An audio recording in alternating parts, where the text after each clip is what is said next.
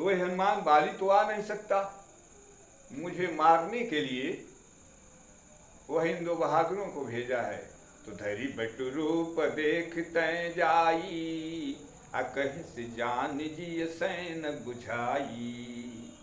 पटवा होई बाली मन मैला, भागो तुरत तजौ यह शैला।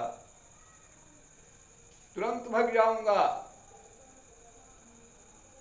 हनुमंतलाल तुरंत विप्र का रूप पकड़े। विप्र का रूप क्यों पकड़े? बाल ब्रह्मचारी स्वरूप था,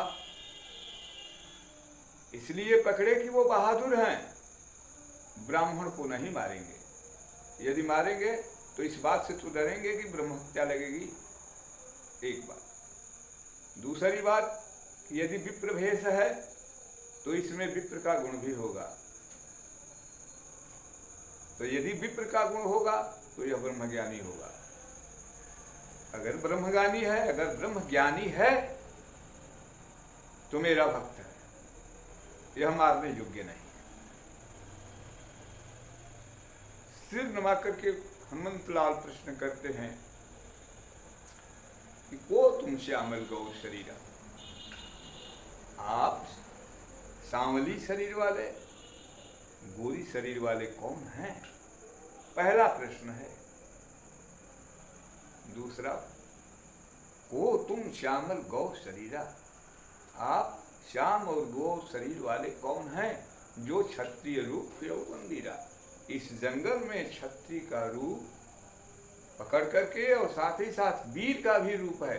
आपको देखने से स्पष्ट जाहिर हो जाता है कि आप क्षत्रिय हैं और वीर।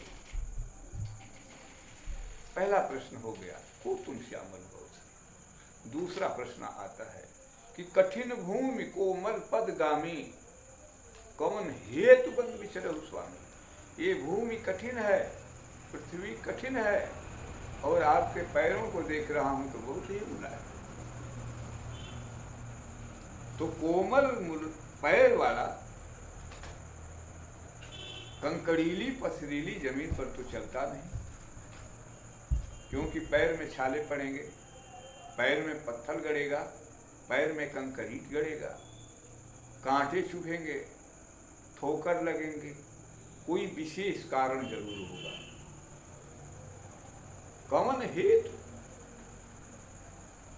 क्या घट गया है, क्या चाहिए, क्या कारण है आप इस जंगल में घूम रहे हैं, इस जंगल में विचरण कर रहे हैं। मृदुल मनोहर सुंदर गाथा, आपका शरीर मृदुल है। मृदुल माने होता है मीठा, स्वादिष्ट, कोमल, अतिशय सुंदर। मनोहर, मनोहर माने होता है जो मन को ही हर ले। हनुमंतलाल कहते हैं कि आपको देखने से मेरा मन आपके तरफ हरा जा रहा है, लगता है कि आप मन को चोरी करने वाले हैं। स्पष्ट मुझे बतलाइए कि जब मेरा मन चोरी हो रहा है तो जग कारण तारन, जग कारण तारन भवा, भंजन धरनी भार, की तुम अखिला भुवन पति, लीन मनुज अवतार। क्या आप संसार के कारण तो नहीं हैं? और वास्तव में बात थी ही ऐसी। यदि भगवान नहीं है तो भगवान की सृष्टि भी नहीं है, और भगवान को कभी ऐसा हो ही नहीं सकता कि भगवान नहीं है। भगवान तो खुद सृष्टि को उत्पन्न करके सृष्टि का रसास्वादन करते हैं, और सृष्टि जब विलीन भी होती है तो भगवान में ही छिपी रहती है।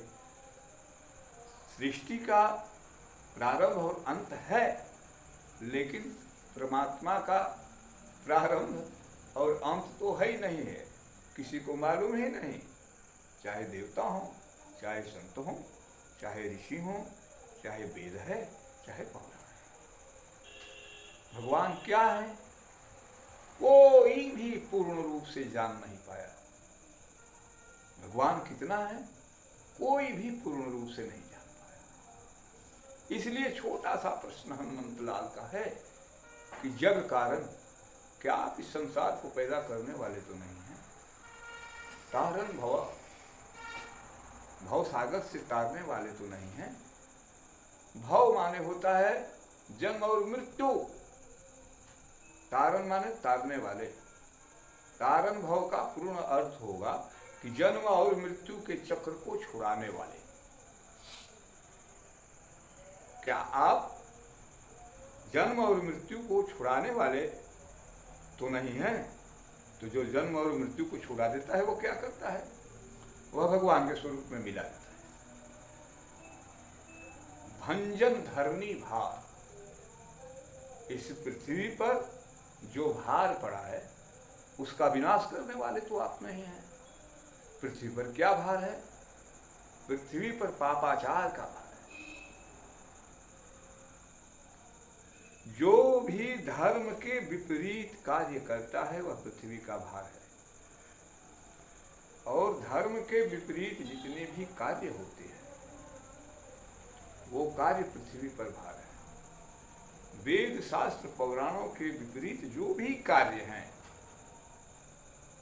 वह पृथ्वी मां के ऊपर भार है। ऐसे ऐसे राक्षस हुए हैं कि भगवान का नाम लेना ही छुड़ा दिए। संतों का जान मारे, जहां भगवान की कथा होती थी वहां आचार्य और श्रोता सबको मार देते थे।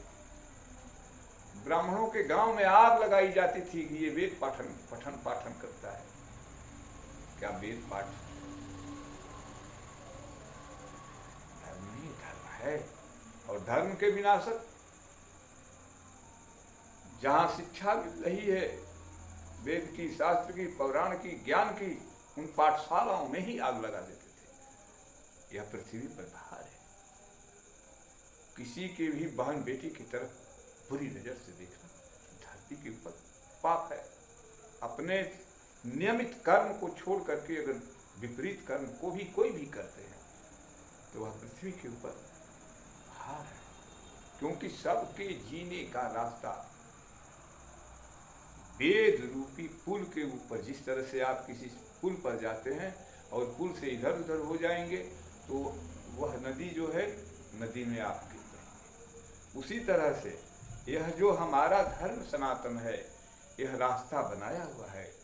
वेद शास्त्र पौराण, रामचरितमानस, गीता, सप्तशती, यह सब एक जीवन जीने के लिए पुल है। इस पर रास्ता बनाया गया है।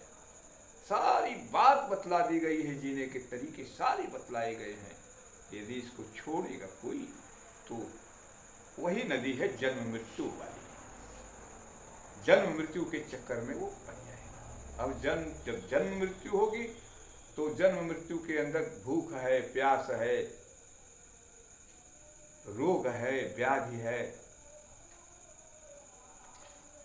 ठंडक है, गर्मी है, सर्दी है, यानी संसार की जितनी भी तकलीफें हैं वो जन्म मृत्यु के अंदर हैं। तो उसी बात को हनुमंत लाल ने पूछा कि जग कारण तारण भव भंजन धरनी भार, क्या आप संसार के मूल कारण परमात्मा तो नहीं है? क्या आप जन्म मृत्यु का चक्कर छोड़ा करके भगवत स्वरूप में अपने मिला देने वाले तो नहीं हैं? क्या आप इस पृथ्वी पर से पापाचार को हटाने वाले तो नहीं हैं? कि तुम अखिल भुवनपति लीन मनुज अवतार। कि ये चौथा प्रश्न यहाँ रहा, दो प्रश्न पहले रहे। तो कहते हैं कि क्या आप पूरे पृथ्वी के स्वामी तो नहीं हैं?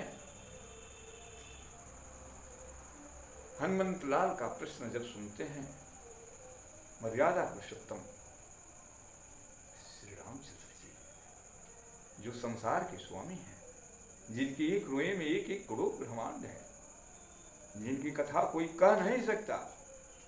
अरे यदि सारा ब्रह्मांड मिलकर एक साथ गाए तो कितना गाएगा?